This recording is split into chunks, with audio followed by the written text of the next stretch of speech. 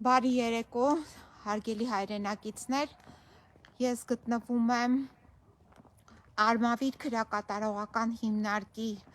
այս բակային տարածքում, նոր տեսակցեցի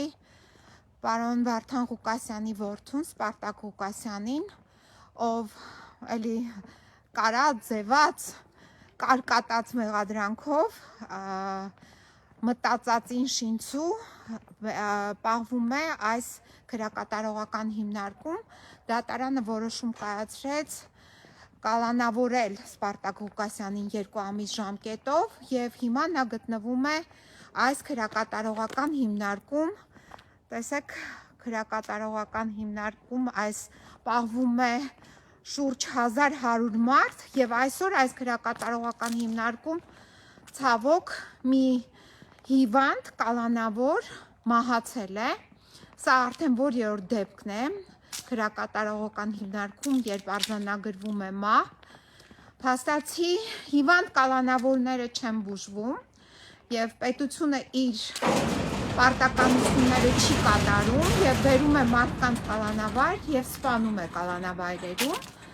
և այս դաժան պայմանները նրա համար են, որպեսզի կոտրեն մարդուն կոտրելով, հիմա ես ցույց տամ, այստեղ ինչ է գրված, Հայաստանի Հանրապետության Արդարադատության նախարարության Արմավիր քրեակատարողական հիմնարկ։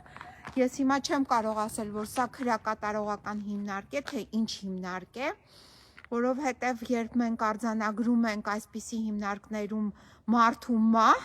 մահ, որը վրա է հասել հիվանդության պատճառով, այսինքն մարդը բուժվելու փոխարեն կամ անհամատեղելի հիվանդությունների հետ կապված չպետք է գտնվի կալանավայրում, բայց պարզվում է նրանց բերում են կալանավայր։ Հիմա մենք արդեն ունենք որերորդ դեպքը, այստեղ են նաև պահում Սպարտակ Ղուկասյանին և դատարանը մի տիկնոջ նախագահությամբ դատավորի որոշում կայացրեց բացարձակ անհիմն առանց որևիցե հիմնավորման, որ գոյություն ունի հանցակազմ կամ առնչություն հանցանք կատարելու հետ, կալանքի տակ վերցրեց 2 ամիս ժամկետով Սպարտակ Ղուկասյանին,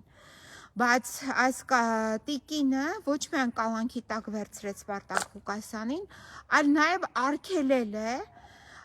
ցանկացած շփում, այսինքն Սպարտակ Ղուկասյանը ունի 4 երեխա, որից փոքրը մանկահասակ է, ամենափոքրը, և իր երեխաների հետ նույնիսկ հեռախոսազանգ չի կարող ունենալ կամ տեսակցել նրանց,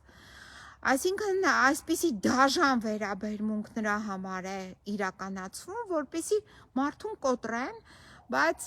ասեմ ձեզ Սպարտակ Ղուկասյանը այն անձը չէ, որ կարող եք դուք կոտրել կամ պարոն Վարդան Ղուկասյանը, հետևաբար այս ձեր ջանքերը ապարդյուն են, բայց գիտեք